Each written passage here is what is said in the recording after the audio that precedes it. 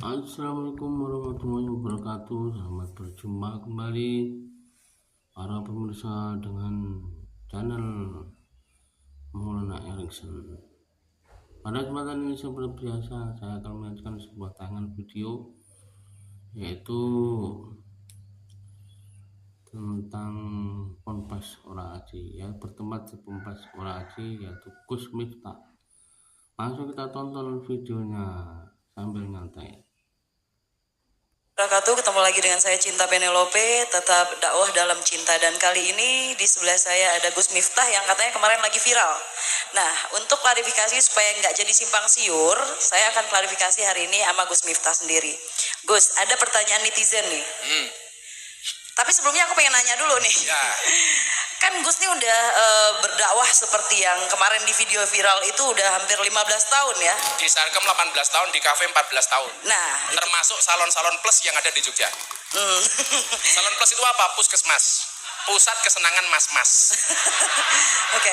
Dan selama ini itu nggak pernah ada masalah ya? Gak ada masalah, gak ada masalah. Tapi kali ini Bahkan kita ada majelis duha di tempat seperti itu. ya alhamdulillah, oke. Itu selama ini nggak ada masalah, tapi kali ini jadi viral, Gus. Jadi masalah. Nah, apa pandangan Gus berdakwah atau sholawat di tempat, maksudnya kafe seperti itu, yang adabnya banyak yang bilang di komen ya, kalau bukannya sholawat tuh harus tempat yang, atau berdoa melafazkan nama-nama Allah itu harus di tempat yang bersih, sedangkan di sana kan jual khamar, terus tempatnya bermaksiat katanya gitu. Jadi pandangan Gus sendiri gimana gitu? Nabi Ibrahim itu dakwahnya menggunakan makanan. Pernah satu ketika Nabi Ibrahim itu masak enak banget, seperti masakannya Bunda. Bapak Ibu semuanya bisa tanya Bunda, pernahkah Gus Miftah mencacat, mencaci maki, menghina makanan yang dihidangkan oleh Bunda? Wallah nggak pernah, tanya Bunda. Kalau senang saya makan, nggak senang saya diam. Orang kok tak banting piringnya orang. Jadi ketika Nabi Ibrahim ini dakwah dengan makanan, semua orang disuruh makan. Maka kenapa Nabi Ibrahim itu gelarnya Khalilullah, kekasihnya Allah. Ternyata Nabi Ibrahim itu rajin ngasih makan orang. Lah, begitu dia makan, orang-orang dipanggil Mbak Cinta. Sini makan. Agamamu apa? Nyembah siapa? Allah. Kamu makan, silakan. Datang lagi. Kamu nyembah siapa? Allah. Ayo makan. Kamu nyembah siapa? Allah. Ayo makan. Terakhir ada orang datang. Set. Kamu nyembah siapa? Kamu nyembah Allah enggak? Enggak. Saya enggak nyembah Allah. Enggak usah. Kamu enggak boleh makan. Pergi sana. Akhirnya apa? Nabi Ibrahim ditegur sama Allah Subhanahu wa taala. Ibrahim, kenapa dia kamu usir? Jelas yang lain nyembah Allah Tuhan, dia tidak nyembah Allah. Apa jawaban Tuhan kepada Ibrahim? Ibrahim, yang baik dan yang buruk, yang nyembah aku dan tidak nyembah aku, semuanya adalah hambaku. Dan tiap hari mereka aku kasih makan. Lah kamu Ibrahim, cuman ngasih makan sekali saja kok kakean syarat. Terus gimana Tuhan? Kasih dia makan, walaupun dia tidak nyembah aku. Toh dia juga hambaku. Artinya apa? Akhlak yang ingin diajarkan oleh Nabi Ibrahim dan Nabi Muhammad adalah baik kepada orang baik dan tetap baik kepada orang yang tidak baik. Ya, saya ingat kata-kata Gus juga, katanya Gus hanya di dunia ini hanya ada dua orang. Hanya ada dua model. Orang baik dan orang belum baik. Belum baik. Bukan ya. jelek.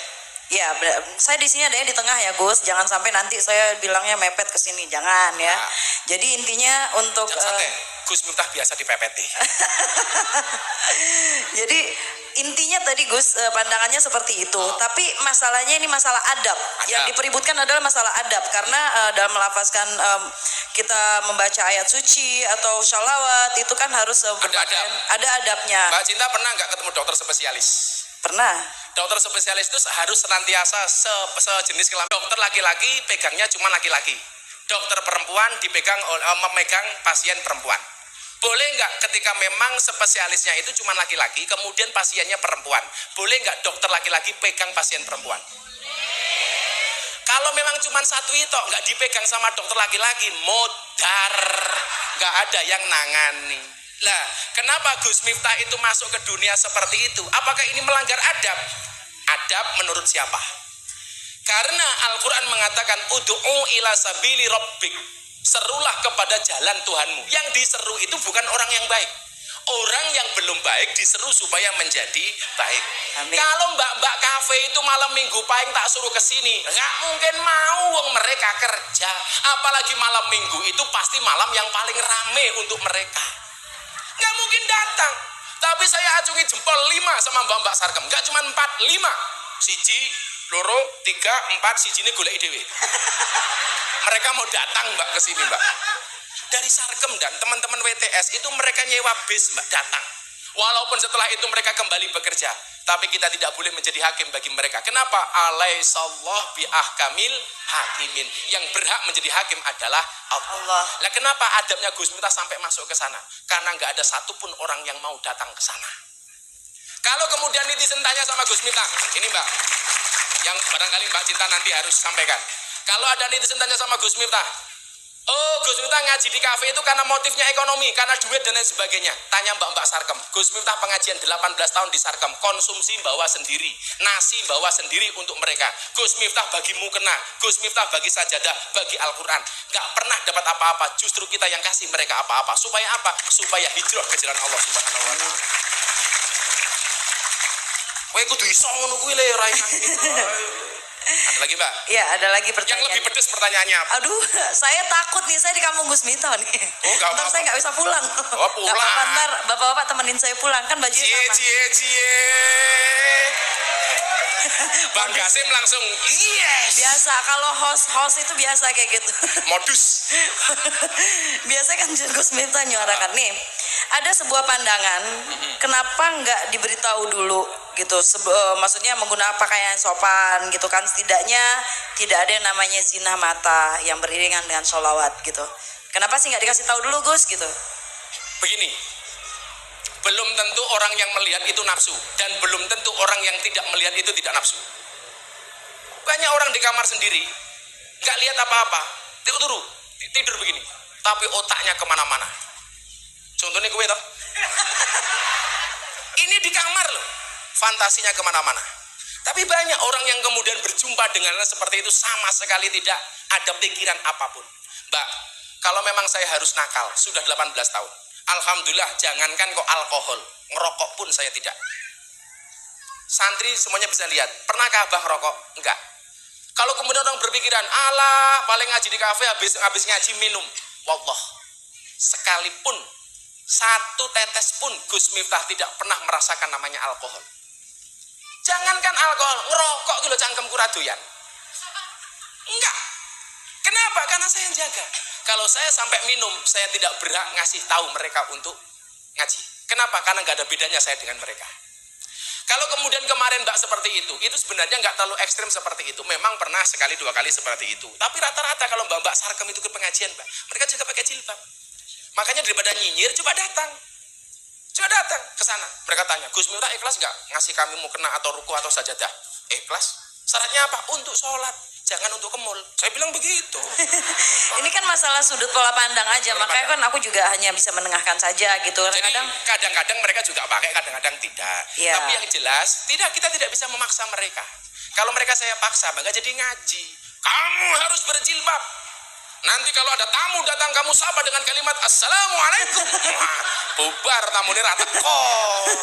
Enggak.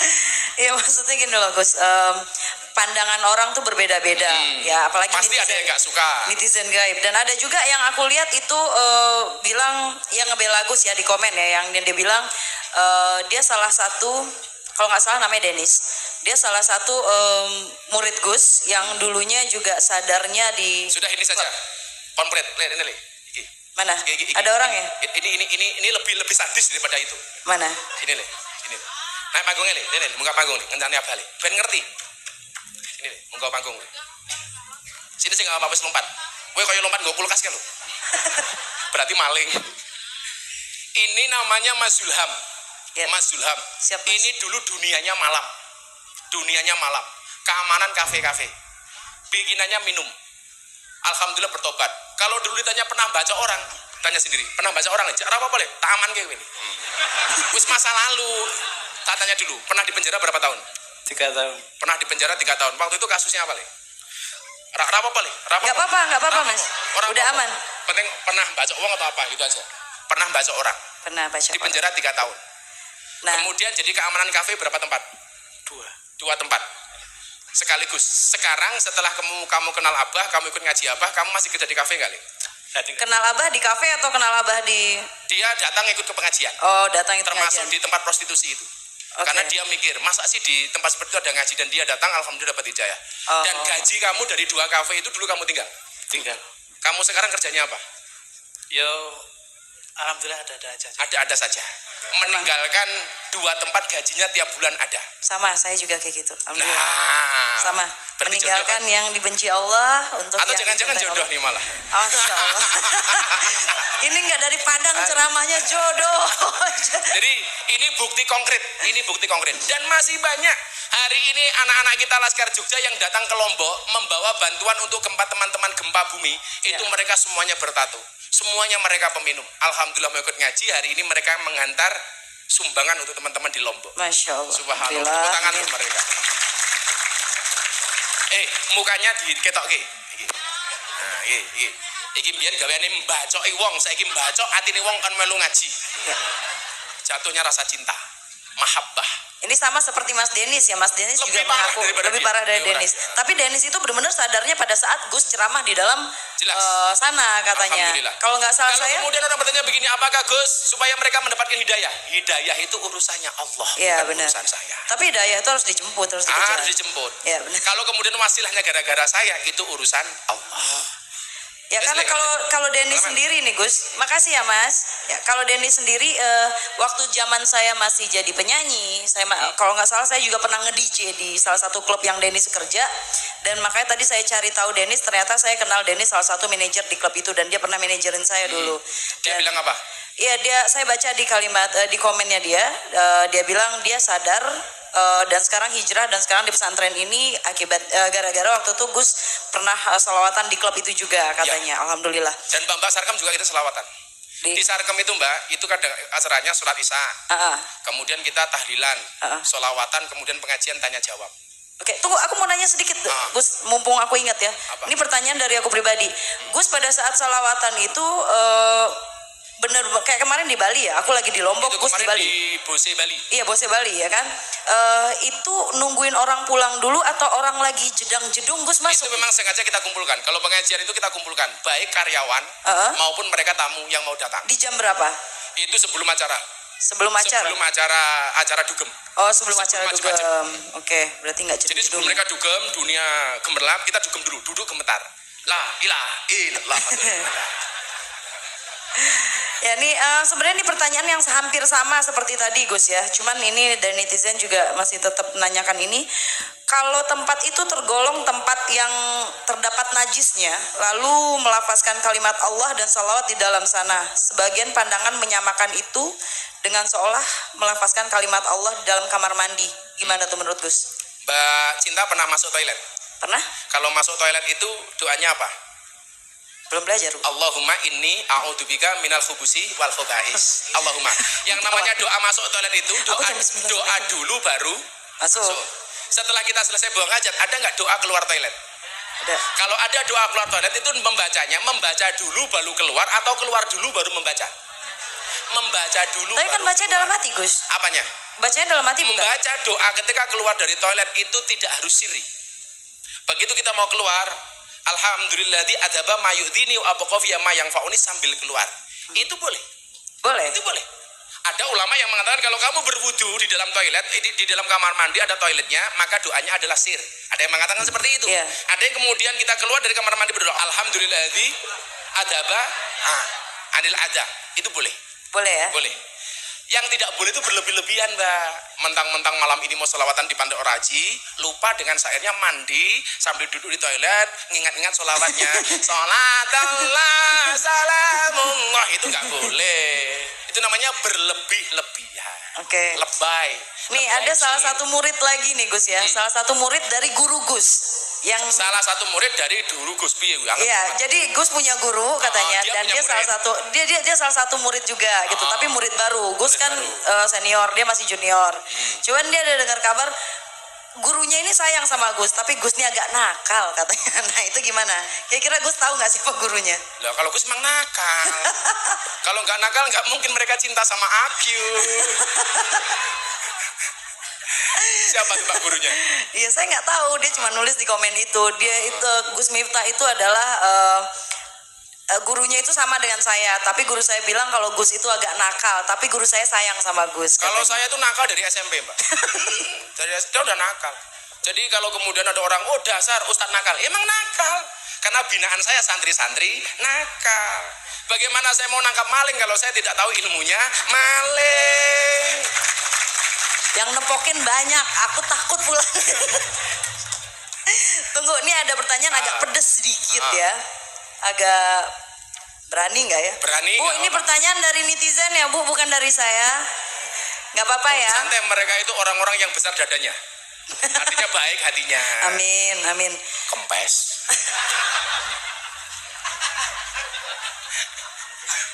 Keringetan. Apa?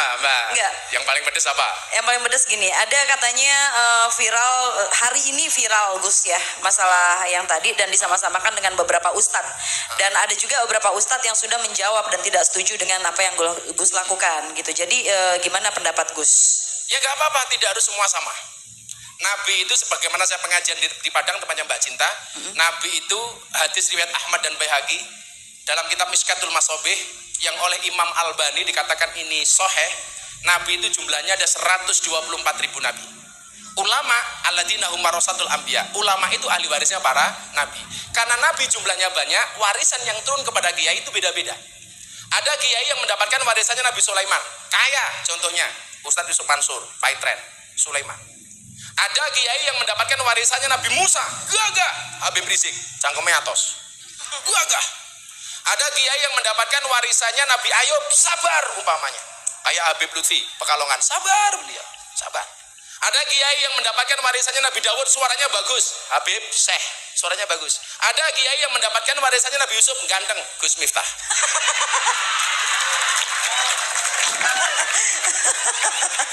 Nah, orang itu Mbak, itu punya spesialis masing-masing. Kalau saya diminta jadi seperti Ustadz Abdul Somad, lah saya itu apanya Ustadz Abdul Somad? Beliau orang luar biasa, orang yang alim alamah. Ya pasti saya tidak bisa seperti Ustadz Abdul Somad. Kalau saya kemudian berdakwah dengan cara Ustadz Adi Hidayat, beliau ahli Quran, ilmunya matang dan luar biasa. Kalau saya diminta seperti Habib Rizik, jelas gak bisa.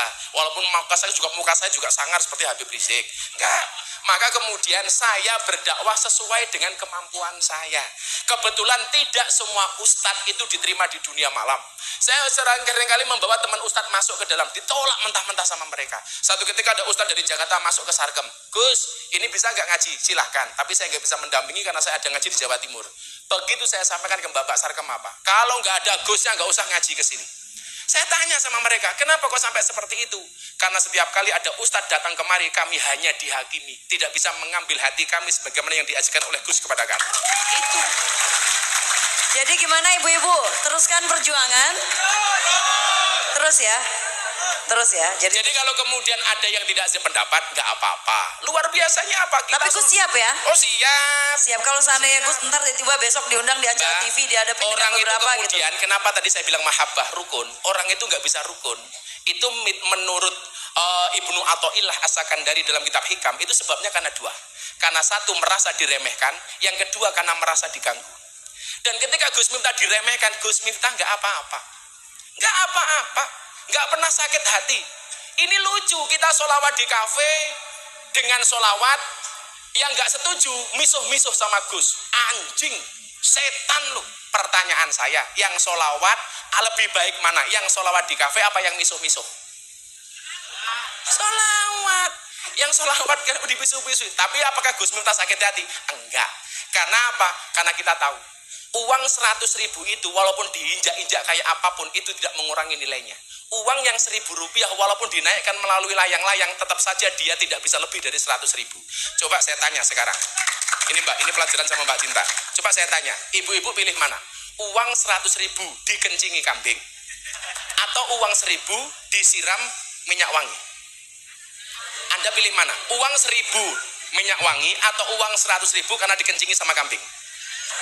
Tetap milih 100.000 walaupun ada kencing kambingnya 100.000. Sewu nggih apa?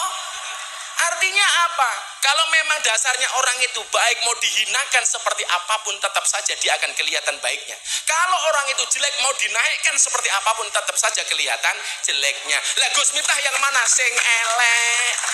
Saya yang jelek, Mbak. Jadi mau dipuji-puji mereka saya tetap jelek. Ya karena gini loh, aku hanya menengahkan karena beda pola pandang, sudut pandang, dan yang pasti Gus punya alasan tersendiri ya gitu. Ya saling Dan hanya Gus mendoakan yang tahu. saja, watawa sobil haki, watawa sobi sober. Ya.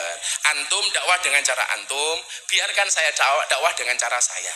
Jangan kemudian bawa-bawa nama Banser. Banser Ya. gak ada urusannya. Jangan kemudian kalau ada pengajian ditolak itu seolah-olah pasti Banser. Kalau toh kemudian ada, itu hanya oknum. Jangan kemudian mengatakan yang ngaji di masjid diusir, bubarkan sama Banser. Yang ngaji di tempat maksiat, kenapa nggak dibubarkan sama Banser? Ini urusannya dengan Gus Miftah, nggak dengan Banser. Nggak dengan Banser. Walaupun tiap pengajian di sini teman-teman Banser itu ngawal pengajian. Jadi kalau di sana di sini ada berita Banser membubarkan pengajian, itu sebenarnya bukan Banser tapi oknum Banser. Aku rambela nih Banser dan saya tidak butuh dibela sama Banser karena saya punya pembela Allah. Santai, maka nanti saya bacakan. Sebaik-baiknya penjaga ya. Sebaik-baik penjaga adalah Allah. Apakah Gus Miftah sedih? Ora, sing misui aku Mas Adi, masya Allah. Istri sampai bah saya nggak berani baca. Rasa mau woco bun, eman-eman motomu. Mungkin mau coba wae.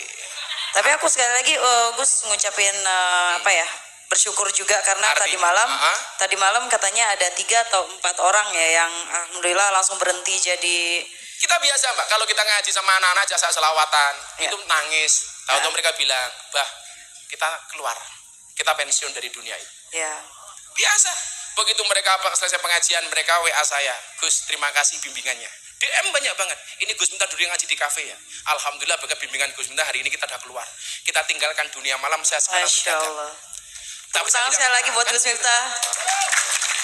Cuman sampai sini aja aku tanya Gus, yang penting udah menyalurkan apa yang netizen pertanyakan hari ini, dan alhamdulillah makasih sekali lagi aku udah diberikan tempat di sini. Siap Sekali Pak, lagi terima Gus. kasih. Insya Allah ketemu Tepuk kita. tangan tuh Mbak Cinta. Assalamualaikum warahmatullahi wabarakatuh. Mudah-mudahan tidak kapok kesini lagi besok. Insya Allah enggak. Amin. Amin. Saya bacakan apa yang disampaikan oleh Ibnu Athaillah, mohon izin dan jam 11 kurang seperempat menit meneh. Ini yang kemudian menjadi prinsipnya abahmu, menjadikan prinsipnya Gusmu. Kenapa kemudian kita tidak pernah terganggu dengan omongan orang? Coba didengarkan, ini inti pengajian malam hari ini.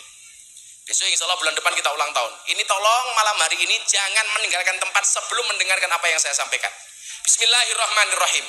Ibnu Athaillah mengatakan dalam kitab Al-Hikam ayat nomor 102. Beliau mengatakan apa?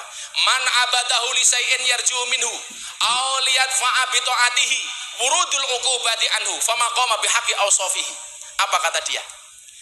Barang siapa man abadahu li syai'in yarjuhu minhu, barang siapa menyembah Allah karena mengharapkan sesuatu, beribadah karena sesuatu, au lihat fa bi ta'atihi wurudul uqubati anhu, atau untuk menolak siksa atas dirinya, fama qama bihaqqi awsafihi, maka dia belum menunaikan kewajiban terhadap sifat-sifat Allah.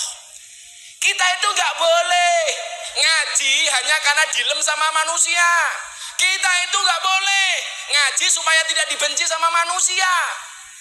Bagi Gus Miftah, siapa yang mengganggu? Kemarin saya bilang, Gus Miftah kalau bisa bilang, kalau kemudian kita diganggu orang, nggak usah sakit hati. Masalah itu datang itu karena cintanya Allah dengan kita.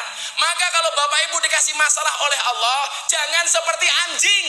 Anjing itu kalau dilempar batu, maka yang dikejar sama anjing adalah batunya. Tapi kalau kamu dikasih masalah oleh Allah, jadilah seperti seorang laki-laki tampan dilempar kerikil oleh seorang perempuan yang cantik. Maka yang dikejar bukan kerikilnya, tetapi perempuannya. Oh, ngono le.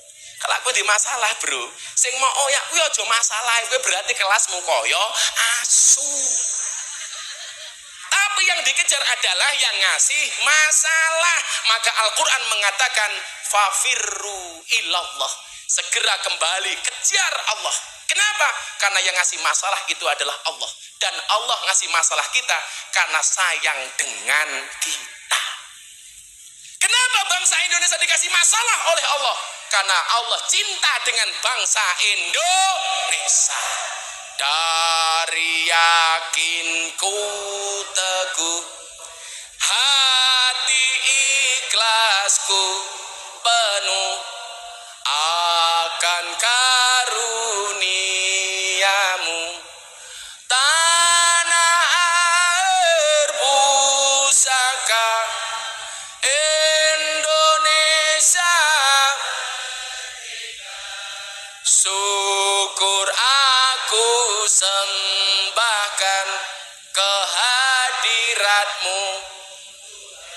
malih sadurunge ndonga. Dari yakinku teguh, hati ikhlasku penuh akan karuniamu. Tanah air pusaka Indonesia merdeka, syukur aku sembahkan kehadiratmu. Uripe slamet, matine slamet. Uripe slamet, matine slamet. Uripe slamet, matine slamet. Uripe slamet, matine slamet. Uripe slamet, matine slamet. Uripe slamet.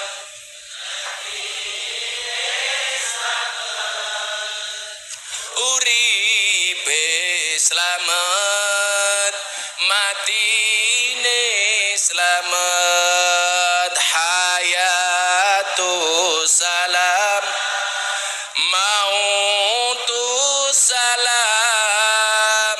Hayatu salam, mautu salam. Hayatu salam, mautu salam. Hayatu salam, mautu salam. Hayatu salam, mautu salam. Hayatu salam, mautu salam. Hayatu salam, mautu salam. Hayatu salam, mautu salam. Hayatu salam, mautu salam. Rabbana atina fid dunya hasanah wa fil akhirati hasanah wa qina adzabannar walhamdulillahi rabbil alamin. Terima kasih Pak Danrem, terima kasih Pak Dandim, terima kasih teman-teman Banser, terima kasih semuanya. Ketemu lagi Mbak Cinta, terima kasih. Insya Allah ketemu bulan depan kita ulang tahun pondok yang ke-6. Terima kasih. Subhanakallahumma bihamdika asyhadu an la ilaha illa anta astaghfiruka wa atubu ilaik. Walhamdulillahi rabbil alamin. Assalamualaikum warahmatullahi wabarakatuh. Oke, demikian tadi persembahan sebuah video ceramah dari Gus Miftah yang sangat luar biasa. Semoga bisa bermanfaat untuk pemirsa semua, kita semua. Sekian dulu perjumpaan kita, mungkin kita bisa berjumpa kembali di lain acara yang sama. Assalamualaikum warahmatullahi wabarakatuh.